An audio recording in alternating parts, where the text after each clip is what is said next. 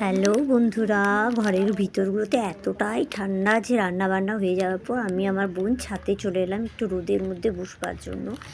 তো বেশ আরাম লাগছিল, কিন্তু বেশিক্ষণ বসতে পারলাম না জানো। দুপুরে তো লাঞ্চটা সেরে নিতেই হবে, কারণ আজকে বিকেলে একটু ইচ্ছা আছে সবাই মিলে মেলা দেখতে যাব।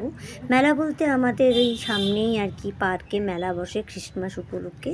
তো আমরা সবাই মিলে মেলা দেখতে গেলাম।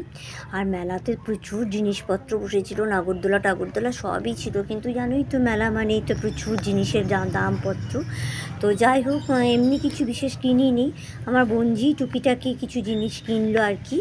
আর সংসারী মানুষ আমাদের যা হয় আর কি, হাতা খুন্তি চামচ যা দেখি মেলাতে মনে হয় তাই কিনি। টুকিটাকি অল্প স্বল্প কেনাকাটি করে একটু এধার ওধার সবাই মিলে ঘুরলাম।